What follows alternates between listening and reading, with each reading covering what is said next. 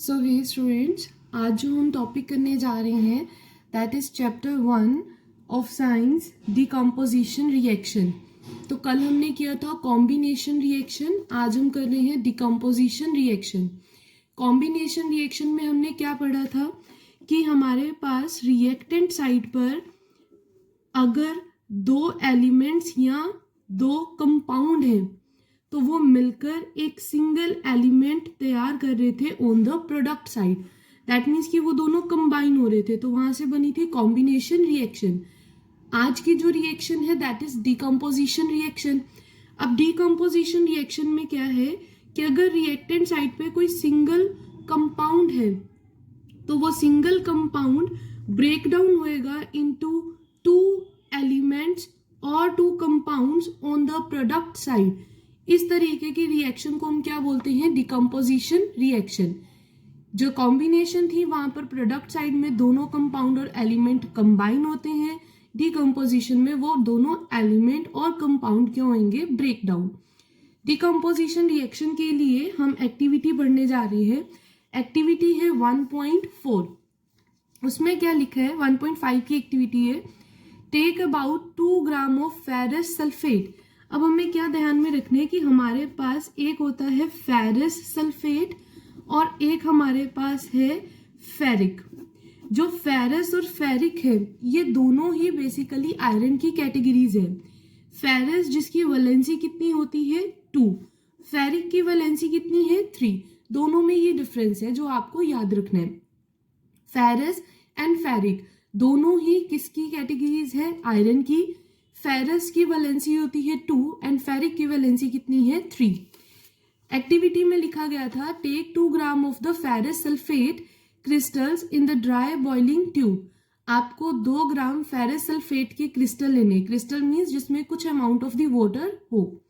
इसको आपको एक बॉइलिंग ट्यूब में रखना है। Note the colour. धीरे धीरे आपको फेरस सल्फेट के कलर फेरस सल्फेट के क्रिस्टल्स के कलर को नोट डाउन करना है। पहले क्या करना है कि हीट द बॉइलिंग ट्यूब। आपको इस ट्यूब जिसमें आपने फेरस सल्फेट क्रिस्टल्स डाले हैं उनको बर्न करना है। जैसे ही आप उनको बर्न करोगे तो धीरे धीरे आप इन क्रिस्टल्स के कलर में कुछ चेंजेस देखोगे, जिसके बारे में हमारे पास यहाँ दे रखा है। Have you notice the green colour of ferrous sulphate crystal? One of the major important point कि फेरस सल्फेट क्रिस्टल का कलर कैसा है। तो फेरस सल्फेट क्रिस्टल का कलर कैसा रहता है? ग्रीन। तो उन्होंने लिखे कि क्या आपने देखा कि फेरस सल्फेट क्रिस्टल जिसका कलर कैसा था? ग्रीन, अब वो धीरे धीरे क्या हो रहा है? चेंज होने के साथ साथ उसकी स्मेल और कैरेक्टरिस्टिक्स में भी हमें कुछ ना कुछ चेंजेस मिल रहे हैं। यानी जो उसकी स्मेल आ रही है वो काफी बदबूदार है। फेरस सल्फेट को ब्रेक डाउन करना था ना, तो फेरस सल्फेट देखो, फेरस की केमिकल नेम Fe, सल्फेट का SO4, इसकी वैलेंसी 2, इसकी भी वैलेंसी 2 और 2 कैंसिल होके बने क्या? FeSO4। FeSO4 जब हमने इसको हीट प्रोवाइड करी तो यहां से बना क्या? Ferric oxide. अब फेरिक ऑक्साइड, फेरिक के लिए Fe, ऑक्साइड के लिए O। फेरिक की वैलेंसी कितनी होगी? 3 और ऑक्साइड की वैलेंसी कितनी थी? 2। ये 3 ऑक्सीजन के पास गया और ये 2 फेरिक के पास, तो ये बना Fe2O3। फेरिक ऑक्साइड बना प्लस साथ में क्या बना? Sulphur dioxide plus sulphur try oxide. यहां पर क्या हुई है? डिकम्पोजिशन। क्यों डिकम्पोजिशन हुई है? क्योंकि एक सिंगल कंपाउंड 2 या 2 से ज्यादा कंपाउंड में ब्रेक डाउन हुआ ऑन द प्रोडक्ट साइड। इस वजह से हमने बोला कि ये रिएक्शन कैसी है? Decomposition reaction. फेरिक सल्फेट जब उसको हीट किया गया तो ब्रेक डाउन हुआ फेरिक ऑक्साइड, सल्फर डाइऑक्साइड और सल्फर ट्राई ऑक्साइड में। In this reaction you can observe, आपने देखा कि सिंगल रिएक्टेंट ब्रेक डाउन हो गया सिंपलर प्रोडक्ट में। इस तरीके की रिएक्शन को क्या बोलते हैं? Decomposition reaction. तो एक आपके लिए यहाँ पे क्वेश्चन बनेगा, व्हाट इज डिकम्पोजिशन रिएक्शन? तो आप उसका आंसर लिखोगे कि डिकम्पोजिशन रिएक्शन क्या होती है? जब रिएक्टेंट साइड पे कोई सिंगल जो एलिमेंट या सिंगल कंपाउंड ब्रेक डाउन होता है इनटू 2 और मोर compounds on the product side, this particular reaction is called decomposition reaction. Ferrous sulfate crystal loses water when heated. जब इनको हीट प्रोवाइड करी जाती है तो फेरस सल्फेट क्रिस्टल्स जो है उनके वाटर जो है वो लूज होना स्टार्ट करता है, जिसकी वजह से सल्फेट क्रिस्टल्स का रंग क्या हो जाता है, change. It then decomposes to. इसके अलावा इसके बाद ये डिकम्पोजेज यानी ब्रेकडाउन होती है फेरिक ऑक्साइड में, सल्फर डाइऑक्साइड में एंड सल्फर ट्राइऑक्साइड में. जो फेरिक ऑक्साइड है वो बेसिकली एक सॉलिड स्टेट में हमें मिलेगा, जबकि sulphur oxide, dioxide and sulphur trioxide हमें कैसी स्टेट में मिलेंगे, इन द गैसियस स्टेट. इसके बाद उन्होंने ये एक पर्टिकुलर इस एक्टिविटी के बारे में रिएक्शन थी, एक और इम्पॉर्टेंट रिएक्शन उन्होंने इस पैराग्राफ में हमें दी है.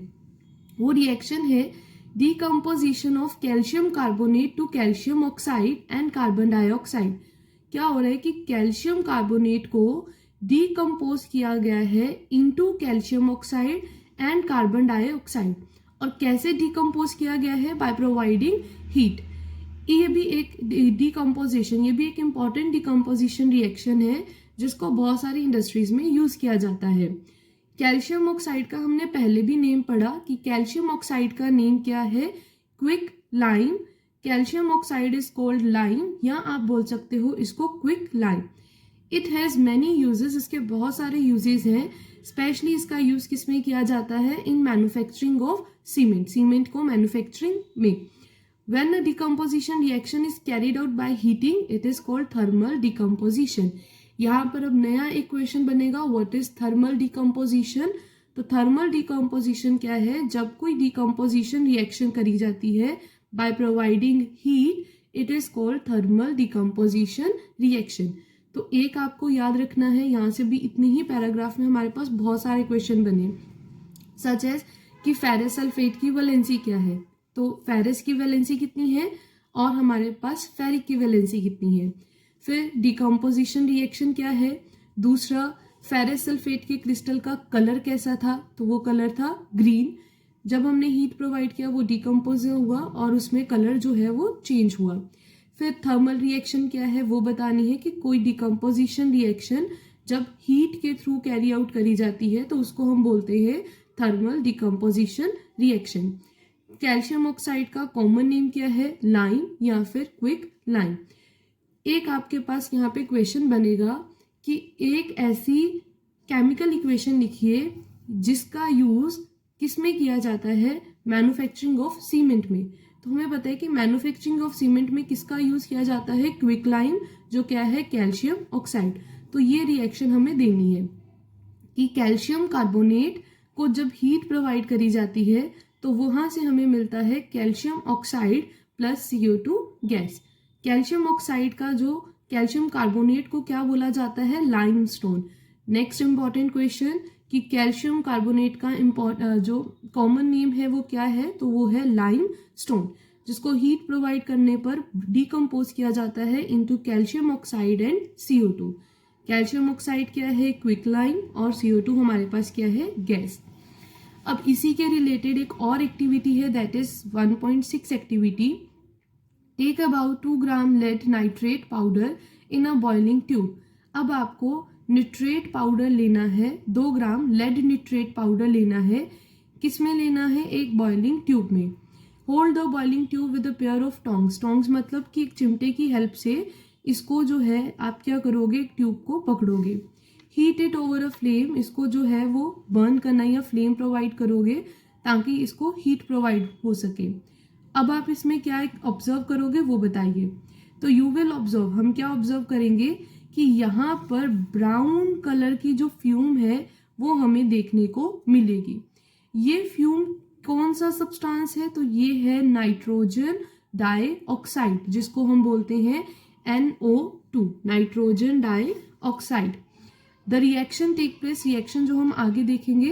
तो पहले एक्टिविटी को थोड़ा सा दोबारा बता रही हूँ कि उन्होंने लिखे है 2 ग्राम लेड निट्रेट पाउडर लो, उसको बॉइलिंग ट्यूब में रखो, ट्यूब को फ्लेम प्रोवाइड यानी हीट प्रोवाइड करो, और हम क्या देखेंगे कि यहाँ से ब्राउन फ्यूम्स जो है, फ्यूम्स हमें देखने को मिलती हैं. और ये ब्राउन फ्यूम किस चीज़ की है, NO2 2 यानी कि नाइट्रोजन ऑक्साइड की। इसकी जो रिएक्शन है वो हमें नेक्स्ट पेज पे दे रखी है। रिएक्शन क्या है देखिए, उन्होंने लिखा था लेड नाइट्रेट। लेड का क्या है Pb, लेड नाइट्रेट हमारे पास क्या है Pb, नाइट्रेट मतलब NO3। Pb की वैलेंसी कितनी है 2, नाइट्रेट की वैलेंसी कितनी है 1। तो ये इसके साथ गया और ये इसके साथ, तो फॉर्मूला क्या बना PbNO3 होल्ड ट्वाइस।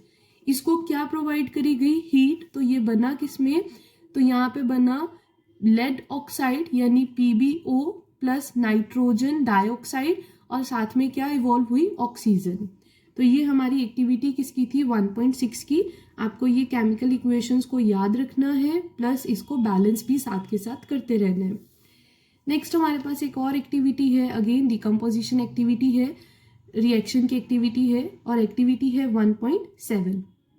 उन्होंने क्या लिखा है, टेक अ प्लास्टिक मग, एक प्लास्टिक मग लीजिए, उसके अंदर 2 होल कीजिए, 2 होल करने के बाद उसको जो है उसमें रबर स्टॉपर्स को फिट कर दो और उसमें कार्बन इलेक्ट्रोड को जो है वहां पर लगा दो।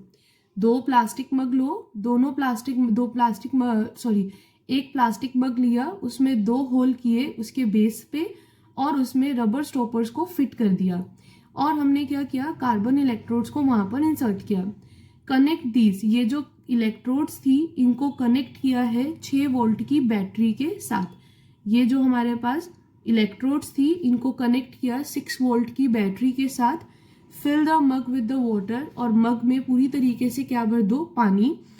और तब तक ये पानी भरते रहो जब तक कि इलेक्ट्रोड जो है वो इसके अंदर डूब नहीं जाती। Immersed the electrode, add a few drop of dilute sulphuric acid to the water. अब क्योंकि हमने बैटरी लगाई है तो यानी यहाँ से ना इलेक्ट्रिसिटी पास करी जाएगी, तो इलेक्ट्रिसिटी सिंपल वाटर से पास नहीं हो पाती, तो उसके लिए हमें इस वाटर में कुछ जो है डाइल्यूट सल्फ्यूरिक एसिड जो है वो डालना पड़ेगा, ड्रॉप्स उसकी कुछ डालनी पड़ेगी। Take the 2 test tubes filled with the water and invert them over the carbon electrodes. 2 test tube लो और उनको ये जो कार्बन इलेक्ट्रोड्स थे उसके साथ उस ट्यूब को ढक दो, यानी इस कार्बन इलेक्ट्रोड्स को दोनों ट्यूब को उल्टा करके इलेक्ट्रोड्स को हमें बेसिकली ढकना है। स्विच ऑन द करंट, अब करंट पास करवाइए और अपरेटस को कुछ देर के लिए ऐसे ही छोड़ दिए। धीरे धीरे आप क्या नोटिस करोगे कि यहाँ पे बबल्स जो है वो फॉर्म होने स्टार्ट होंगे एट बोथ द इलेक्ट्रोड्स। ये बबल्स जो है वो डिस्प्लेस करेंगे वाटर को टेस्ट ट्यूब में।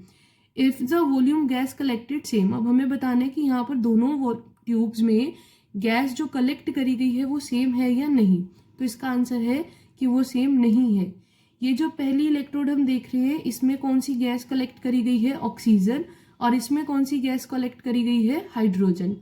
तो जब हम H2O की कॉन्फ़िगरेशन देखते हैं तो H2O में क्या होता है कि अगर H2O ब्रेक डाउन करने से 1 ग्राम ऑफ ऑक्सीजन बनता है तो हाइड्रोजन कितनी बनेगी 2 ग्राम, क्योंकि हाइड्रोजन उसकी क्या रहती है ट्वाइस, तभी तो हम लिखते हैं H2O।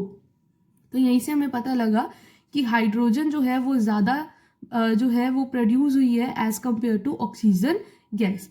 तो ये भी एक जो है इम्पॉर्टेंट रिएक्शन है, और अगेन कैसी है, डिकम्पोजिशन रिएक्शन।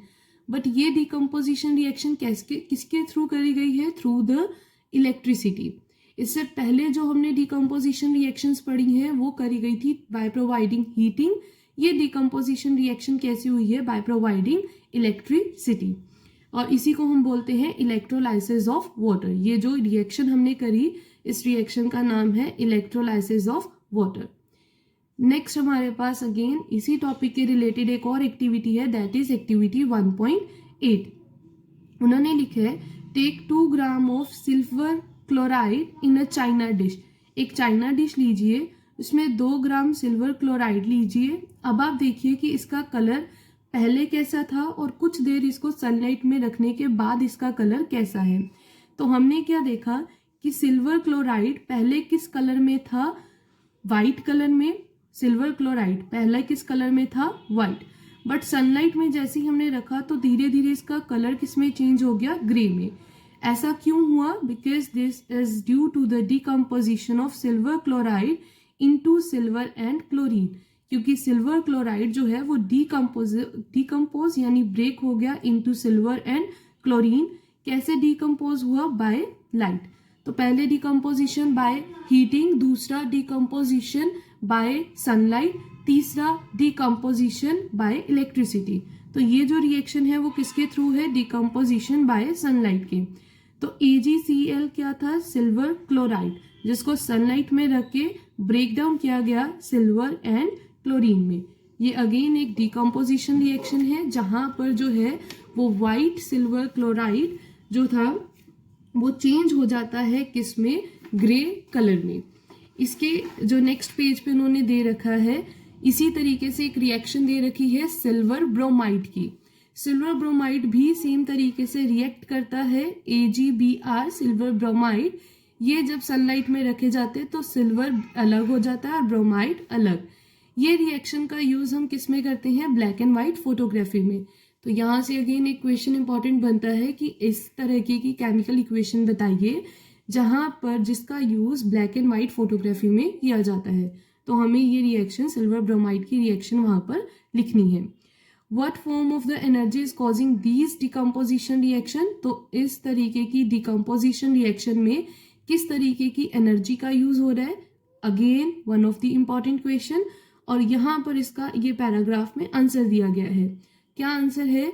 कि हमने देखा कि डिकम्पोजिशन रिएक्शंस को करने के लिए हमें एनर्जी की ज़रूरत होती है और वो एनर्जी किसी भी फॉर्म में हो सकती है, in the form of heat, it can be in the form of light और इलेक्ट्रिसिटी, ताकि रिएक्टेंट को जो है वो ब्रेक डाउन किया जा सके। रिएक्शन जहाँ पर एनर्जी ऑब्जर्व्ड होती है उसको हम एंडोथर्मिक रिएक्शन बोलते हैं। तो नेक्स्ट इंपॉर्टेंट क्वेश्चन हुआ what do you mean by endothermic reaction? पहले हमने एक्सोथर्मिक किया था जहाँ से हीट इवॉल्व होती है। एंडोथर्मिक वो है जो हीट को एब्जॉर्ब करता है। यहाँ हमने जितनी रिएक्शंस करी, इन रिएक्शंस में हीट एब्जॉर्ब करी गई है, जिस वजह से ये कैसी रिएक्शंस हैं? Endothermic reactions. इसके बाद इसके हमारे कुछ क्वेश्चंस हैं, तो ये क्वेश्चन होपफुली कि अब आप खुद से परफॉर्म कर पाओगे। नेक्स्ट हम डिस्प्लेसमेंट रिएक्शन करेंगे अपनी आने वाली नेक्स्ट वीडियो में।